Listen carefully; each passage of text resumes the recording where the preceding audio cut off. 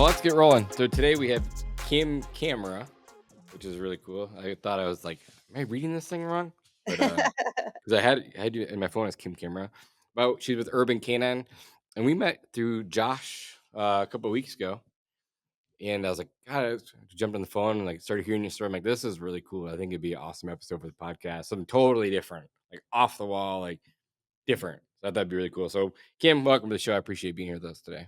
Oh, thank you so much for having me. Yeah, of course. So first off, let's just I always ask this question. If you and I are junior, senior in high school, who is Kim in high school? Who was Kim in high school? I was the class clown in high school. I was the one in all the plays, marching band that would always march the opposite direction. I never knew my left from my rights, and that's still good for today. Directionally challenged, class president. Uh, I grew up in a farm community, so it was a really small high school. I grew up 300 people in a town, which now has 3,000 people in the town. And Yes, 10X. yeah, it was just a small community. It was a great time to grow up. Cool. And then you didn't find pest control for a really long time. Like what Oh, so I found pest control 4 years ago, and I wish I would have found it 30 years ago. right. But what did you do in your first career? So I work for FEMA. I was a canine handler for FEMA. I've deployed all over the country with my dogs, doing cadaver recovery work and live fine. And I ran a boarding facility and a dog training company. And when COVID hit, the world went crashing. I was like, I'm retiring. I retired, and that lasted 6 months. And then my dogs needed something to do. So we started killing rats for fun. And that has just led into pest control. How do you find it? Like you say it so fast, but how do you like it just doesn't happen where you just find rats for fun? Like walk me through like female. Like what did you do with your dogs then? What was it? What'd you do? So we FEMA's a really intense training. So we trained every week. I would drive to Tennessee once a week to train, and we bounce all over the country training our dogs. So FEMA is the organization that gets called in for large disasters. And the misconception is that they just run, and FEMA can't. FEMA has to be invited by the state to come in for big disasters. Canine teams, there's 26 canine teams in the country. I was on one of those canine teams. So it was a real honor to serve beside those people. And what were your dogs doing for female? Like what were they looking for? I put 4 dogs through the system, and I had live fine dogs, so they're looking for people trapped under rubble, looking for people stuck in trees, a typical terrible disaster. They're looking for people who are alive and are struggling and are a part of that disaster. And then I had cadaver dogs, or they now call them human remain detection dogs, and they're finding the victims of those disasters. And they could be anywhere from in a sunken car to, typical earthquakes, hurricanes. It's absolutely horrific what these people go through. So the dogs are so important. They are also used as emotional support dogs to the firemen and to the teams that are there. So it was an incredible experience. So you've seen a lot of stuff. Yes, I have. And I kind of told you my background. I don't. I come from like a dog family, but my all my brothers' dad they all train German white hair pointers, Jahars, and they try like they would go to Germany. They would train in Germany. They did a lot of blood tracking. So when like hunting's like a big thing around here, so when people would lose an animal, like if they shot a deer and went running and couldn't find it, they would call my brothers to come on. They would use them as blood trackers and go find their deer for 'em. So my brothers did a lot of training, seen a lot of training firsthand. It's really cool growing up with it, but I just never got into it. So it's super awesome. So I'm familiar with what you guys are doing, but just a whole different level. Um, and so, how do you find pest control? Like you said, yeah, for fun, you start finding rats. Like that just doesn't happen for fun. Well, that's what I wanted to get into. So, being a farm kid, you always grew up with rats, and they were so destructive on the farm. And between 22s and dogs, that's how we took care of them. We didn't use pesticide, chemicals or rodenticide on a farm because of the other animals. So we were really green with it. Um, so I'm a falconer, and I hunt. I was an avid falconer. I hunted for 30 years constantly. And I went through what a lot of women face. I went through breast cancer 5 years ago, and it was very aggressive. And so I had to give my birds up because I couldn't fly them. So I gave them to a friend. And during that time, I just started working with my dogs. And that's how our company was born. I needed something to take my mind off of what I was going through. And the dogs literally just saved my life. I'm convinced of it. They kept me going. And that's how this company was born. It was born out of a life event, I guess you could say. And people having me come over and catch rats at their houses or in their farms. We do a lot of farms today, and we do them for free. We don't charge for ranches or farms. Most of those people are going through enough on their own, with the way today's environment is for farmers. So we like to help them out. Funny enough that you said that. I said this twice in the past week, which is weird. We're talking about farms. I said, you just don't ever see a new farm going up anymore. No, It's just you strange. don't. Yeah. You don't, and it's sad because that's we're importing so much produce, and the farmers are the backbone of our country. And because of, I don't know, I really don't understand why we keep bringing in produce instead of just supporting our local farmers. But no, you don't see people growing up. When you were a kid, did you have a lot of farm kids in your school? We did. So I'm from a small town too. Not 3,000 small, but 13,000 small. So not a big. So we had a lot of farms as well. So a lot of dairy farms growing up. Yeah, I would say the majority of like the kids were, especially like on the wrestling team, they are like, really strong. They were farm hands. Like in the middle of summer, they're baling hay. Like, yeah, there's a lot of farms around here, a lot of dairy farms, a lot of beef cattle. Yeah, lots of farms here. Yeah, and it's back in my day and in your day, it was everybody stayed and worked on the farm. The kids stayed and worked on the farm, and then they're still doing that. You don't see that today. That farmers can barely make it. Yeah, So, I think we raised like one, maybe two cows, had like a pig here and there. We named them, then we ate them. It's kind of funny. yeah, Um, I want a mini cow, but my husband says unless we eat it, we can't have one, and I won't eat yeah, it. So but we I got grew up on I grew up on a horse farm. It's a little bit different, but we were still baling hay every summer. Like this is what we did. We get up in the morning, we go bale hay all day, and then we would just so we lived on the farm.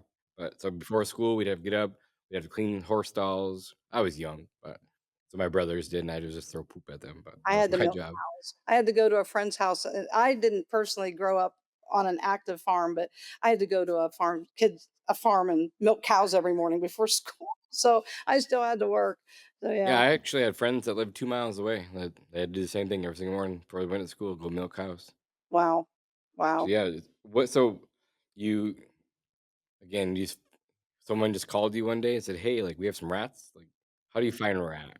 I wanted to start, yeah, I mean, I basically wanted to get into the pest control world, and I didn't know how because I wanted to get into it with the dogs. So we started with Gotcha. bed bugs. That makes And sense. Yeah. we started our bed bug program 3 months before COVID hit. So I had a year once the world shut down, which was fabulous because I had a year to understand pest control, understand what they went through, how they search for bed bugs. I got to learn bed bugs. I got to learn natural history, how to find them, where they hide. I got to learn my job and learn how important that observation part of pest control actually is. And so when the world opened back up, we had strong dogs, we had strong handlers, and we just kicked it. And we're very busy with our bed bug program. And then I was with one of my salesmen at a huge job, and I said, "Hey, Karen, next year we're going to have a rodent program." And she spun around to me and said, "I need it in 3 weeks." I went, hmm. Okay. 3 weeks, I had this most incredible little dog, and I said, "I'm not charging you for this. I don't know if this is gonna work because 'cause we've had him for 3 weeks." Not only did it work, we solved the problem to the restaurant that they've been struggling with. So, we did a perimeter check with this little Patterdale, and he disappeared into a burrow. I mean, literally just bloop, gone, and I could just barely see his tail, and it was in a bush, and nobody saw this burrow. Once we got him out of the burrow, we got into the restaurant, did a perimeter in the restaurant, and he hit on a wall and just went crazy. And they're like, "Well, there's no rats there. We've already confirmed that." And so I pulled a filing cabinet out, and right there at the electrical box, there was a chewed hole and a rat came flying out and he caught it. Right in midair, he caught it. I screamed like a girl. It's like, "Ah!" It shocked me. And 3 months later, they called me and said they cut into that wall and there was an old pipe they didn't know existed and it was full of rats and rat fecal. It was an old cast iron pipe that wasn't used anymore. So I suggested they get a plumber and run a light down in that a plumber's light down in that burrow we found. Well, that went right through the French drain, right into that cast iron pipe. They chewed into it. That's what they were using for the runway. Gotcha. So what Canine does, it allows you to see what you can't see. So the dogs can find what you can't see. That's why it's so important. And from that point on, I think they ended up fumigating the restaurant and that was it. They sealed that up and they haven't had any more issues. I have lots of questions already. Yeah. Are you sick of paying marketing agencies and not getting results? Well, we are hosting the #1 step-by-step class on how to attract and generate sales without paying a marketing agency or having a huge budget. Most lawn care and pest control owners get stuck at a ceiling because they're dealing with outdated systems or relying on guesswork waiting for the phones to ring. Our upcoming class this Thursday provides proven strategies to generate hundreds of leads without a huge budget. We'll show you how to build a predictable system to grow past $1 million.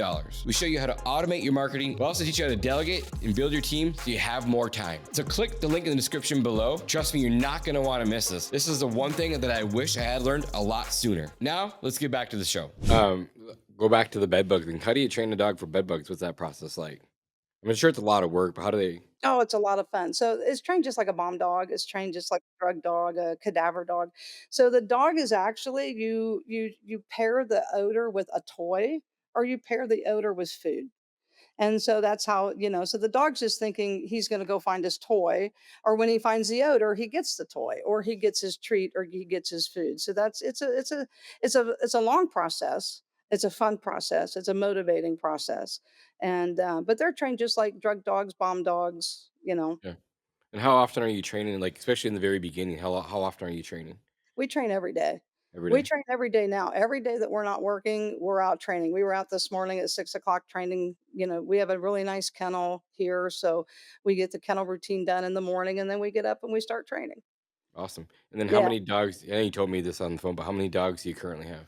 22. 22 Somebody asked, dogs. yeah, yeah. Someone asked me not long ago, what gets Kim Camera up in the morning? I think they were expecting a philosophical answer. I'm like, 20 Yeah. dogs that got to pee. So, Yeah. And they're um, all outdoor dogs? Or do you have one that's retired that's inside? yeah, so I still have one of my cadaver dogs from FEMA left. I just lost Gunner. He was a 17-old life fine FEMA dog for a Malinois. He died at 17. He lived a 17's a very long, yeah, it's a long long time. time. And then Spanky, he's down there. Spanky's a unique dog because he was found on the streets of Chicago.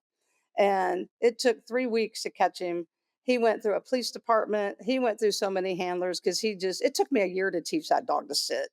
He turned out to be one of the best FEMA dogs. He didn't need anybody. He just needed you to take him to the site and off he would go and do his job. It's just he was very independent. He was a street dog, but he was phenomenal. So he's about 16 years old now. And so I still have him.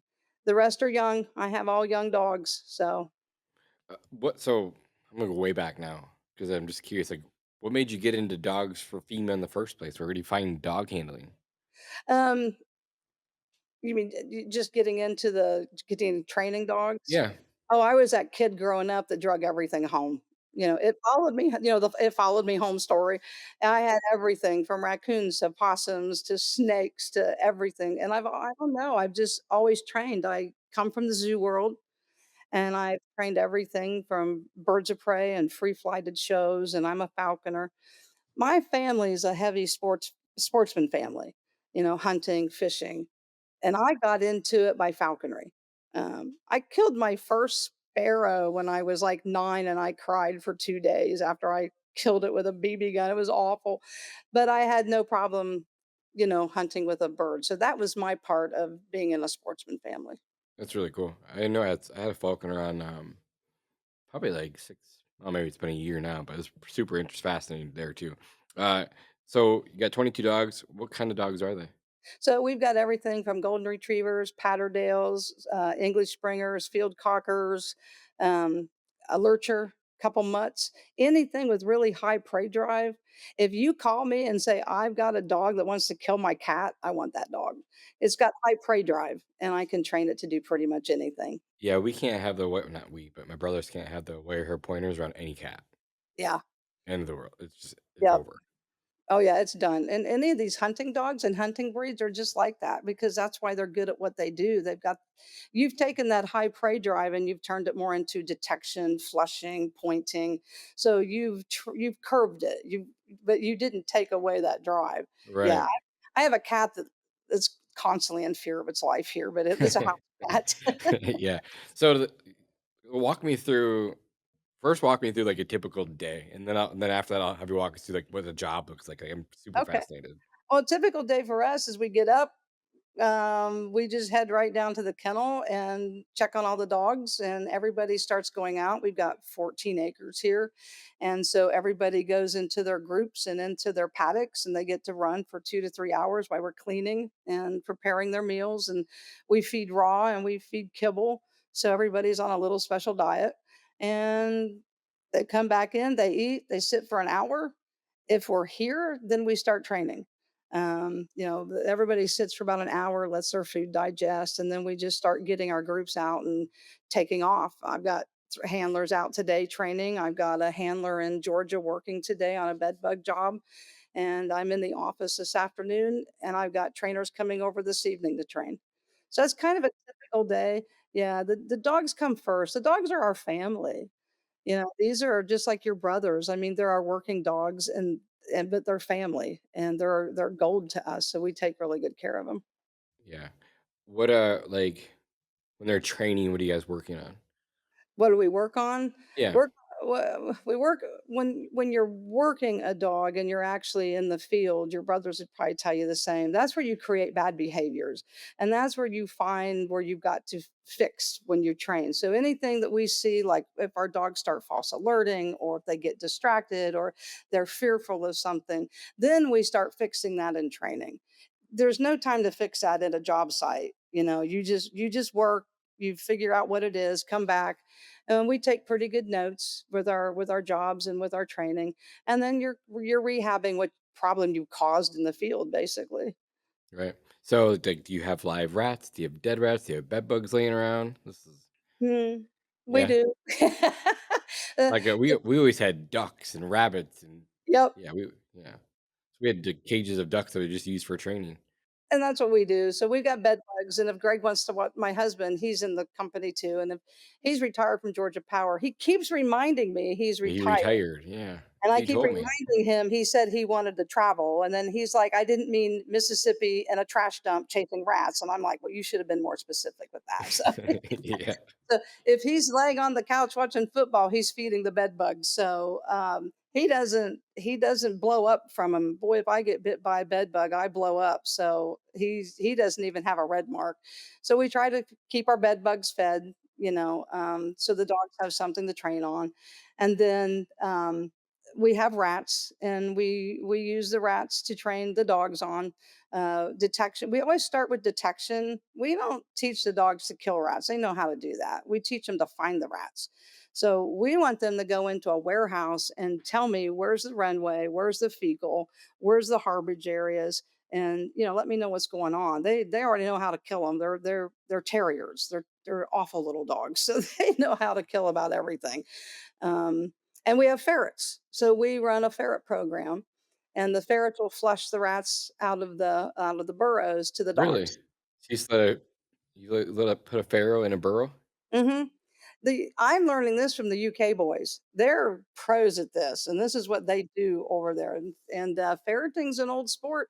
I've had old timers come up and go, "I did that when I was a kid. We had ferrets."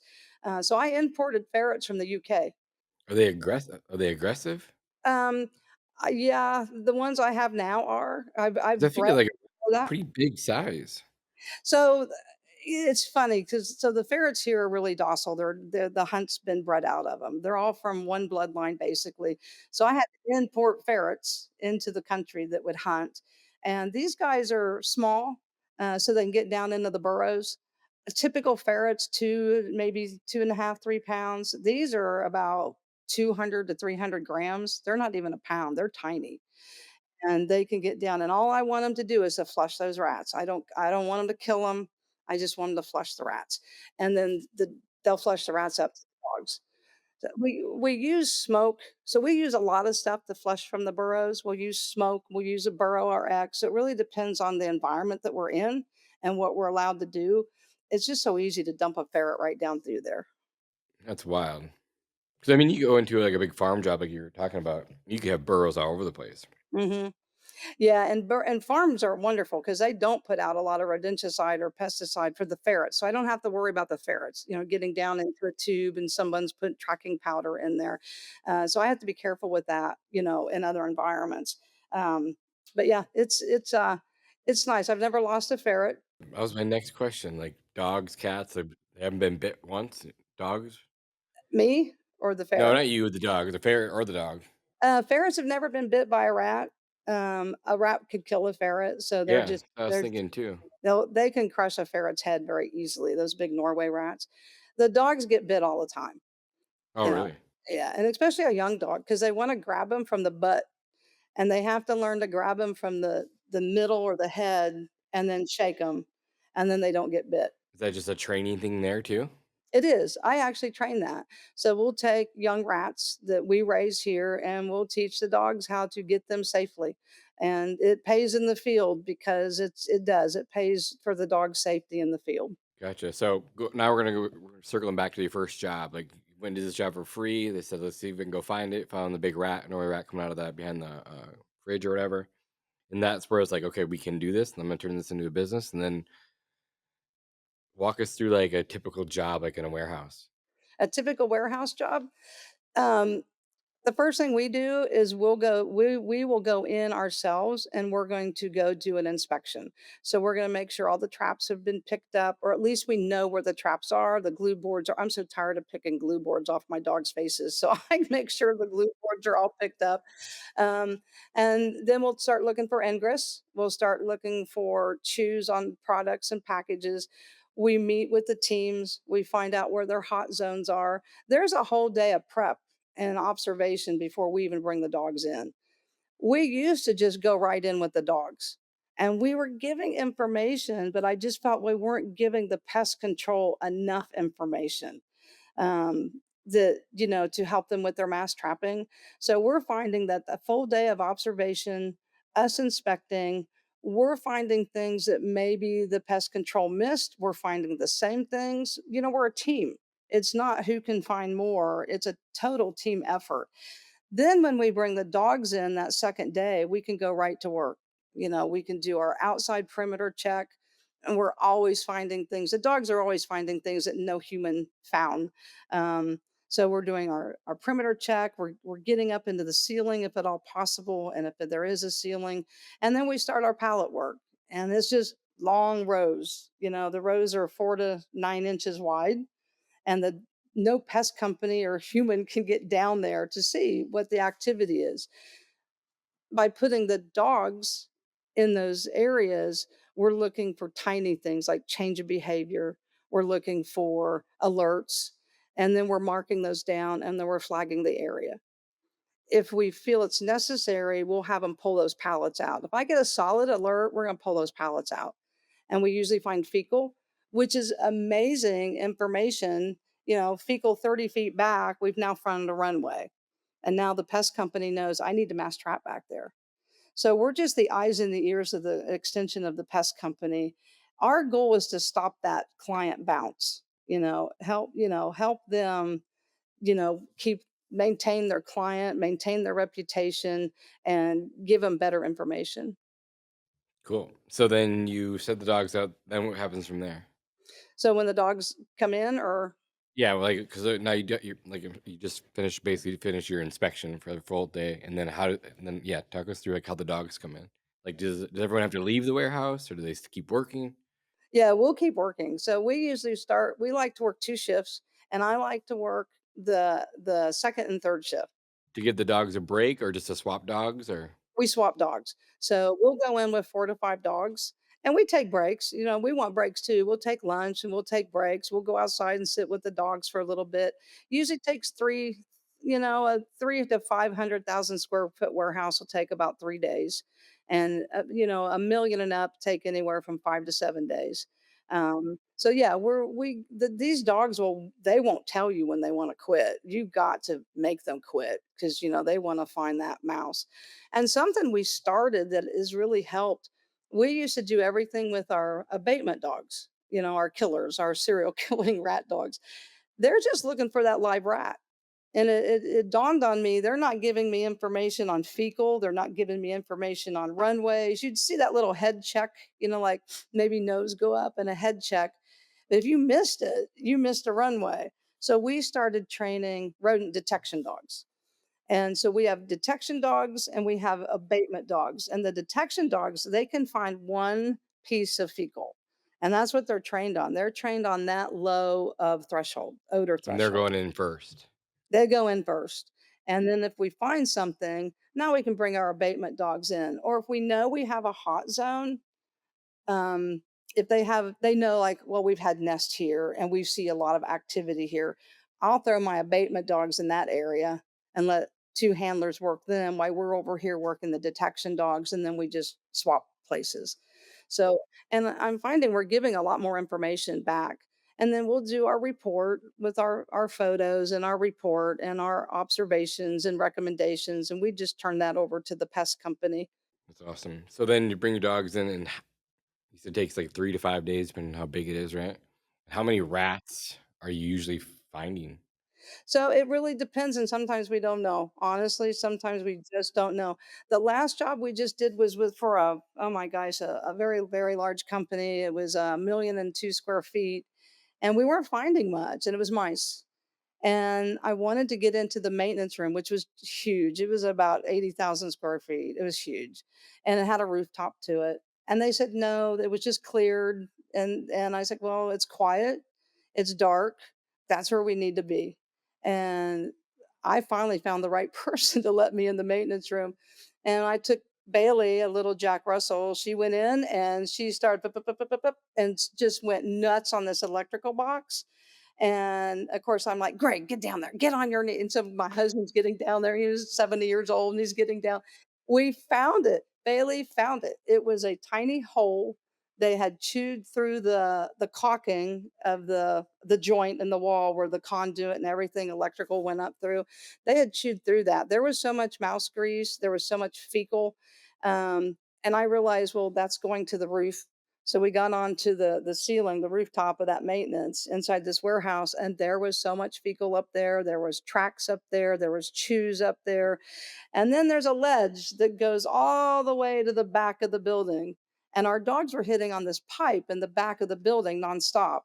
And it was like, there you go, there's your runway. So they were going through that wall to the top of that rooftop, hitting that ledge, going traveling that ledge all the way to the back to the product. And they trapped, and I think it was I forget the days now, but they got 28 mice in just a few days. Once we found that runway. But they had everybody said no, the auditors basically said the maintenance room was fine, it was cleared. No human would have found that. It was tucked up so far underneath all these wires and underneath that box. So again, that's what canine is good for, is to finding things that we can't see. That's they're brilliant at that. I agree. Find it super fascinating too. So, like, where do most of your jobs come from? They coming from pest control operators that are calling you in? Do they come from the actual companies themselves? They come from both. So we're getting a lot of pest control. We just took on 2 new pest control partners yesterday. Cool. One for Congratulations. one for bed bugs and one for rodents. And then private industry will call us. If I get a phone call from the private sector, I always ask who their pest company is and I call them. I really want to partner with the pest company. We're a tool and we're an excellent tool, but I really want to partner with them. I want to know, do you know we're coming? I also want to make sure the client doesn't do a runaround, with them. Pest companies really need to be involved with this. And so yeah, we make sure we reach out to them. That's awesome. And I know you said, like, what state are you in? Where do you live? We're in Aiken, South Carolina, and we travel nationally. With bed bugs, we've got 5 states that we cover for bed bugs. With rodents, we can pretty much travel wherever. We've done airplanes. That's interesting, doing an airplane. Makes me not wanna fly anymore, but just like, "Oh my god, there's rats on planes." So, we've done airplanes, 2,000,000 square foot warehouses, restaurants, homes. We're not a lot in the residential, um, so I think what we're really I think it helps pest companies to bring us in because we help with time. We have the time that they don't have. We have the time to get in there and to observe. Their technicians are on such constraints sometimes with getting from one location to the next location and servicing people. So by bringing in companies like ours, we have the time to do the observation, we have the time to do the monitoring, we give the feedback, the reports, and it's just allowing them to do a little bit more. Yeah, and like you said, like the technician not necessarily doing a bad job. He's doing the job that he's supposed to be doing inspections, doesn't see anything, or he can't find a small hole in the wall in a 80,000 square foot warehouse, you know? That's right. They're going in and they're doing an excellent job, but they have other responsibilities. And subcontracting a company like us, that's our sole responsibility, and it's to give them the tools to do their job better. Yeah, and you'll like, so how do you get, like, I know you said you travel across the country to go to other companies, help them. You just Hmm. like taking your dogs, put them in a trailer and heading out? We have a van. We've got a 350 Ford Transit that's all situated for the dogs. It's got solar, and yeah, so we ride in that. Or we put them on a plane, and I'm always nervous the whole time I'm on a plane now. Or we'll fly. I can take 2 bags. We're going to Mexico, the end of November, to do a rodent seminar, which I'm really looking forward to, and we're just gonna put 2 dogs on the plane and fly down there. Yeah, it's funny enough because like my brothers will ship horses across the world. It's like, how in the heck do you get a horse on a plane? But it's They do. crazy. Yeah, they do. So, like, let's just talk about like California. Have you been there yet? Was in California one time, and I've got friends that work out there that have a really strong canine program, and we're partnering on some things. I went out there one time, Los Angeles, and took Leroy on the plane. He was phenomenal. Found a lot of the issues with that restaurant that the pest company couldn't see, which was really nice. Yeah, so that was nice. California is. I was just talking to a good friend from there. I was like, "Well, you can kill cockroaches with soap and water," and he's like, "Yeah, we can't do that here." It's just their hands are tied and with so many regulations now. So, and I think we all need to be a little more sensitive what everyone's going through with all these changings and regulations. Kind of why It's I brought it up because huh? like that's kind of why I went this direction because with the rodenticides out there, right? They banned a lot of the first generation. And so it's making their job a little bit harder. I know we've talked about this before. You're not a huge fan because you've had a dog pass away, I think, from rodenticide. So let's talk about that. Like they have a really bad problem, California, with rodents in general. Now they got rid of first gen, if I believe I'm maybe I'm wrong. So tell me if I'm wrong. Um, rodenticides. They've seen a, from what I've heard, and I've talked to people in the industry, like they've seen a massive spike and increase. What's your thoughts around all that? They are. They're having a massive spike and a massive increase in rodents, and Jeff and I talk about it quite a So I'm bit. not wrong here, right? No, no, no. It's getting worse across the country. Here in the East Coast, it's worse than we've ever seen. And, regulations are changing here too, not as drastic as they have in California, but usually when things start in California, they creep across the country. I I'm fine with this reduce in rodenticides. I think we can do better. We've got an apartment complex here that we're doing just canine with. They've reduced the amount of rodenticides they're using there. I think we can reduce it. Jeff's seeing a reduction in the clients that he's using canine for. The issue is roof rats. Norway rats are, a little easier to get into the burrow situation. The issue is, what are we going to do with these roof rats and the spike in roof rat populations? They're so hard to manipulate. You've got one chance, two chances, and they're gone. They'll move. But no, the rodent population is skyrocketing right now, and we just need to be more proactive. Observation, and Jeff's seeing a big difference in doing observation as well. Well, look at your sportsmen. They observe, they track, they find the runways, they plot, they bait, and then they harvest. And it's a process. Yeah, I agree, and just like banning it completely, and again, it's just me talking out loud. What do I know? Like, I agree we can do a better job as an industry as a whole of reducing it, but do you think banning across the country is the smartest thing? No, I don't think we can do without it. I think we just need to be smarter with it, and I think we have other tools that we can use too. We can gas underground. We use the Burrower X a lot, and so we're gassing underground. It's not a residual effect. It doesn't hurt plants. It doesn't hurt anything, and we're killing hundreds of rodents underground. So Norway's we're really getting a good handle on, but we can't reduce pest control.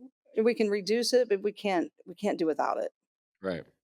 Where do you see the future? What do you think is going to happen in the future? If you had a crystal ball. I think we need to see more canines working. I think it's an excellent green, quick. If I can go in, I'm 63 years old. I am new to the pest control world. 63 years young. Thank you.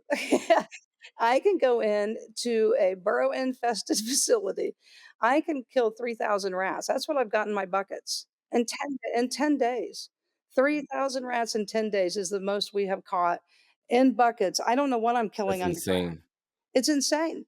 And then we go back and we monitor that for 2 months. Burrows aren't opening up. We're making sure we find any of the fissions of the colonies separating, the maternal colonies. If we can do that, this is a valuable tool for pest companies to bring in. And you're going in, you're quickly reducing the colony, your pest control now is working more effectively. It's catching up with the rodent population. It'll keep it reduced. Now they're looking at this birth control called Evolve. That's now in out into the world. I know India's starting to use it. France is starting to use it. I'm not for sure if we're using it here yet or not, but I can see we're adding rodenticide, crash the population, take the rodents down to a non-detectable level with canine and burrower X gassing underground. Now add your rodenticide and your birth control. So birth control is pretty simple to figure out, but yeah, I've never even heard of that before. They have that for rodents now. Yeah, they're doing it for rodents. And this has been tried in the past and before, and it didn't work as well. And it's been tried with a lot of different animals, coyotes, Why? I deer. wonder why. What? I wonder why it doesn't work. I don't think it would. I think it works, but it takes like 2 to 3 years. I mean, think about it. You're just slowly, not every female is getting into it. And now these females are still having young. So those females aren't eating it. So you still have this massive population. But if you can crash that population, if you can take that capacity, that high level capacity, crash it with canine, remove several hundred to several thousand rats at one time.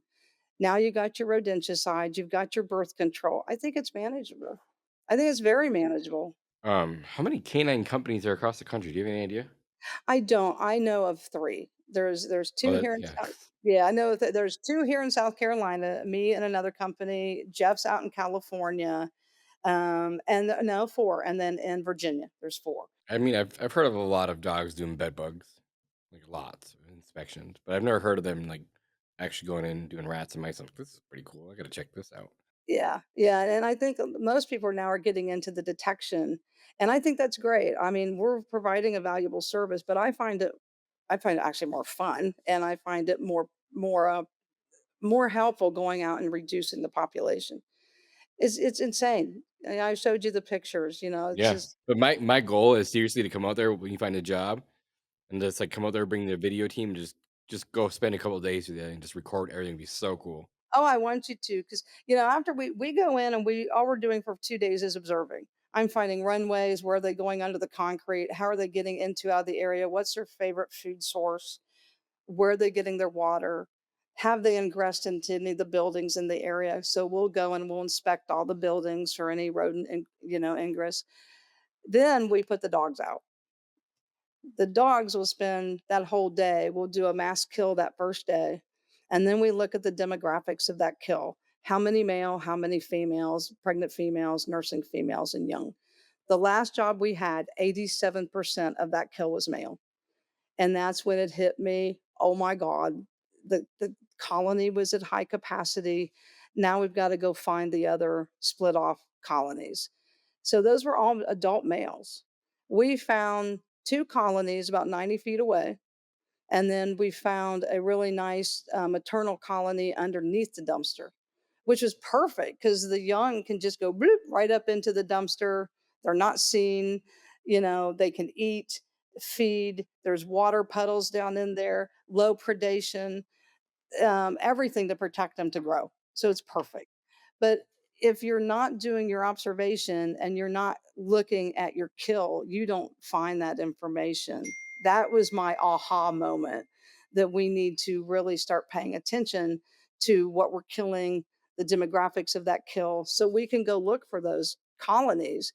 Um, so we killed both of those colonies. We gassed them underground. The dogs get what comes up above ground. Of course, we're killing underground. And they're And just sitting there waiting at Oh, at yeah. the They start seeing smoke coming out of the holes. They hear the burrow rack. They hear it, and they start looking. And then wherever there's smoke, they go to those burrows because they know rats are coming to fly out. So all the dogs will grab a section and they just wait and they just start catching and killing. And it's, I've people visualize a mass, mauling, and it's not. it's The quick, rats, yeah. yeah, the rats come up, they're grabbed, they're shook, off they go. The dogs go off to another And then rat. the dogs just go to the next one. Yeah, just to the next one. They break their necks very quickly, so it's very humane. It's very green. It's quickly. It's done quickly. What's easier for the dogs? I feel like mice would almost be harder because 'cause they're smaller? Mice are harder, and I really don't want my dogs catching mice because 'cause they're so small, they just wanna eat them. Honestly, they Gotcha. just it's you're screaming most of the time, "Drop it, drop it, drop it." As Yeah, soon as yeah, I yeah, yeah. and mice are a lot harder to catch. So mice is where we just say, here's your mice colony. And a lot of times we're just going in there and grabbing them. We hand catch rats. We hand catch rats. We hand catch mice. So it's fun. We always have a competition who catches the biggest rat. Hand Do catches. you do you have, do you have one dog that's just, outshines the rest? Bailey. Bailey's 7 years old, and she will just sit at a burrow and wait. She'll hear it and she'll just wait. And then she just springs backwards, and once that rat comes out about a full body length, she grabs it.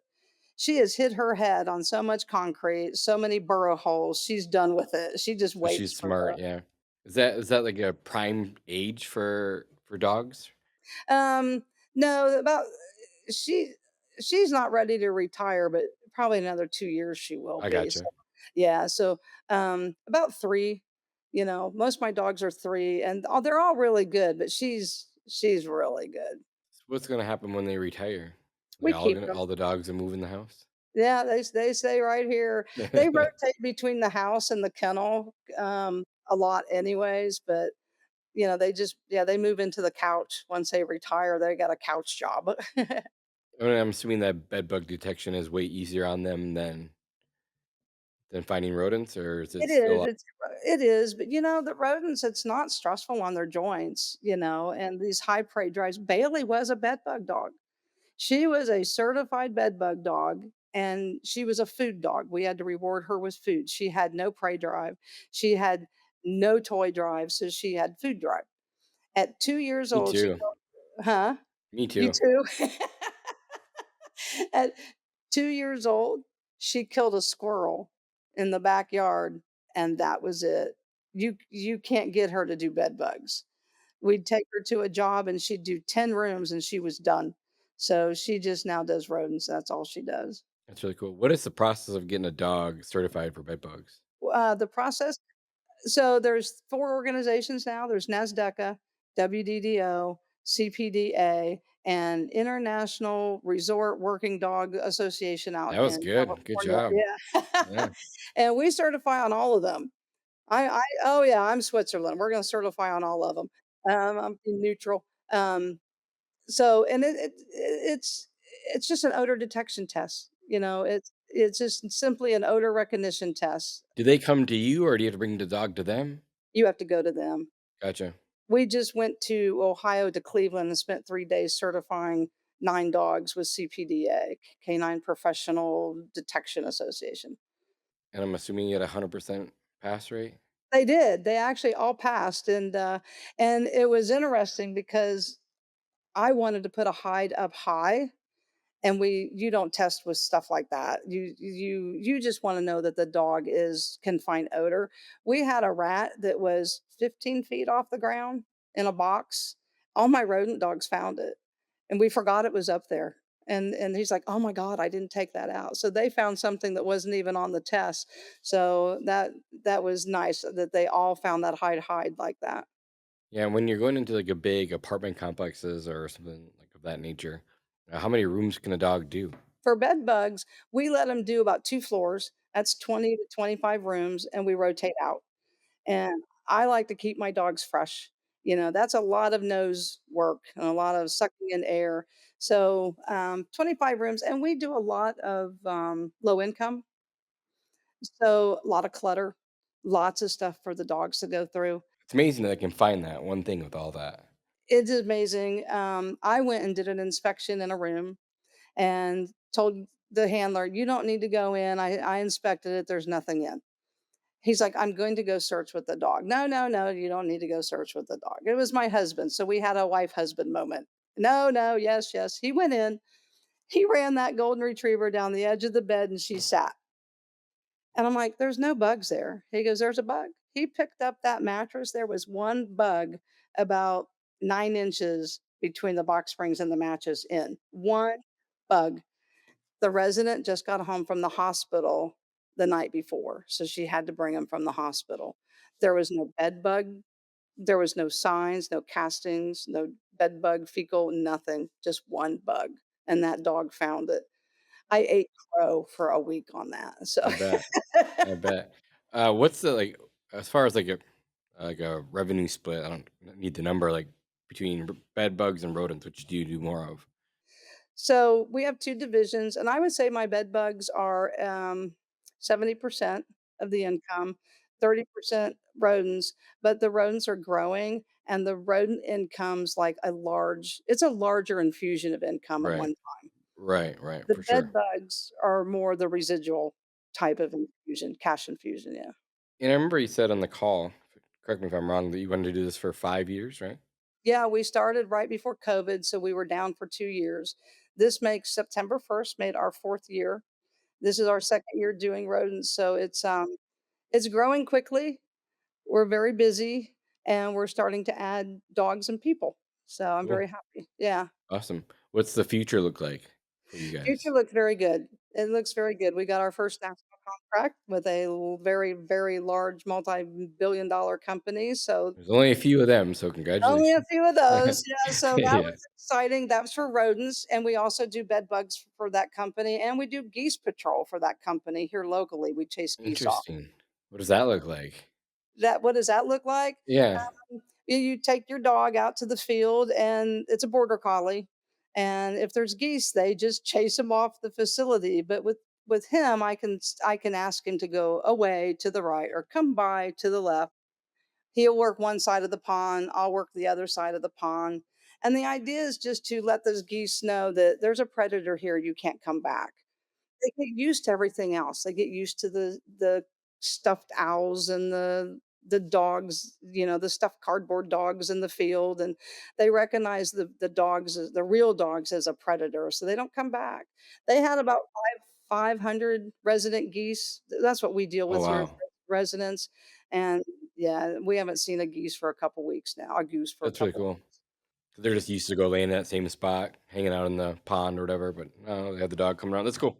Well, and the issue is they wanna go up by the building, and it's a food production company, and the fecal's in the parking lot, so now the staff is tracking that fecal into and they failed an audit, so that's why we're there. Makes sense to me. What's been your most memorable moment? The most memorable moment? So, uh, oh my gosh, a month ago, We took a dumpster out and there was so much water and slosh. The rats carry in a lot of garbage and dirt because they're building a warm area to raise their young under these dumpsters. And so I'm there and I'm in just all this junk and I use the Burrower X and I'm thinking there's nothing there and I shove it into the dirt and rats just started bubbling up, babies everywhere. I'm hand grabbing all these babies and all of a sudden here comes an adult and I just literally just and all this gunk just knead on it and I can't get up. And all of a sudden I hear, "Can I help you?" And I'm like, God. It was the big wig district manager of all these complexes. And I was like, I need you to come get this rat. And of course, he's like, no. And I was like, I'm going to let go of this rat and he's going to run to that box. And I need you to block him in. So he said he would. So when I let go of the rat, I fell over sideways and all the slop. I've got about 9 rats in my hands here. I got little gunk all over me. And he's back there screaming. He stepped on it and he's got it under his foot. And he just thought that was the best thing in the world. So that was probably the most exciting thing of just falling in rat gunk and having all these hand caught rats and having a big I mean, he's right up there by the president. He was thrilled with it. So we got all their properties because of that. So I was real tickled at that. But he was standing on that rat and he was so proud of himself that he caught that rat. So yeah, that was the latest fun moment. That's pretty Um, cool. With the yeah. live rats that you're catching by hand, are you saving those for training, or are you just I have brought babies home and I've taken the babies and I put them into my domestic colony to kind of get a more hyper rat. But we did go to a beautiful facility and it was the old Indian culture. And, they have a belief about rats, that they're family and reincarnation. I had people praying over the rats. And so now I can't dispatch these rats anymore. So we're catching them in boxes and we're taking them out to an old farm. And there's an old house out there, and we release some of the rats out there so the dogs have places to train. It's on 1,000 acres, and we go out there and train quite a bit. So that was I called my pest control person and she's like, "Are you telling people you release these dogs? Like you release these rats on a farm?" I was like, Yeah, do you want me to tell them I'm killing their relative?" I said, "I can't do that." So that taught me we do need to be culturally sensitive when we're doing some of these things. We really need to have a sensitivity towards that. Yeah, I agree. To all the pest control operators that are listening, what advice would you give for them? Be patient, observe. Observation will allow you to build your comprehensive inspection. It's going to help you understand more. It's going to allow you to educate. So we do education, sanitation, exclusion, canine, trapping, and then rodenticide last. Just be patient and try to get your observation in and hire companies like us that can come in and we can take that time and do that work for you. Our job is to keep your client with you, to stop that client bounce. That's our job. It's really awesome. And then I know we're going over an hour here already, so I told you I'd keep you an hour. What's the best way? And we'll put all this in the description too. But what's the best way that these operators can get a hold of you? They can call 404 That's my cell, day or night. I don't care how late. Or just go to our website at www.ucpause.com. They can reach us through there or my email at kim@ucpause.com. We can be on a plane in the matter of hours. Don't lose a client. Let's make a positive change and keep clients from jumping. Because I was with a pest company not long ago, and I said I wanted to see the inside of the warehouse, so they took me with them, and they just took over the contract from another big box company. This is another big box company, and as we're picking up their traps, the manager says, "So what are you going to do different?" They were literally doing the same thing that the last company was doing, and that was their aha moment, and they turned around and said, "We're bringing Canine in." They got the job because they said that. They were hoping there would be something different, so don't stop what you're doing, add to what you're doing. It's awesome. And then how does that work from there? Do you come up there? Do do an inspection, give them the price, like do a quote? Like, how does it work? I usually don't have to go on site. If I can just talk to the technician, they know those buildings inside and out, and we can build a price. So we're a free service to these pest companies. It costs them nothing to have us come in. They're forwarding the price onto their client and they're marking up. So they're making money off of our work and we want them to. So when we create our budget, we create our budget so they can mark it up. You know, first priority is customer service. That's going to stop the client bounce. And then everybody needs to look at their bottom line. Super awesome. Well, again, Kim, thanks for taking the time with me today. I'm super excited about this. I know we're gonna line something up this winter, like I said. Come out there, hang out, check things out, and just really get this thing figured out. 'Cause I want to check it out in person. And if you get a burrow issue up there, we'll come up there and we can get it and you can film it. We will have so much fun, I Jonas. It's agree. it's, it's a good time. Cool. Well, I appreciate you being here with us today. It was nice meeting you. I'm sure I'll meet you in person soon. Hopefully at Pest World if you go. I hope to see you at Pest World too. Thank you. All right. Sounds good. See you. Thank you. Bye bye. Bye. Hey guys, thanks for listening to another episode of Pest Control Millionaire. We don't charge any money for the show, but the podcast isn't free. Please like and subscribe and give us a 5-star review in your favorite podcast app. This makes a huge difference for us. If you have any specific questions about your business or your personal life that you'd like answered by me or any of my podcast guests, please send an email to info@pestcontrolmillionaire.com. And if you want to get in touch with me about our marketing class, we do a live version every Thursday night. Check out our website at pestcontrolmillionaires.com. Thank you guys for listening. I'll see you guys in the next one.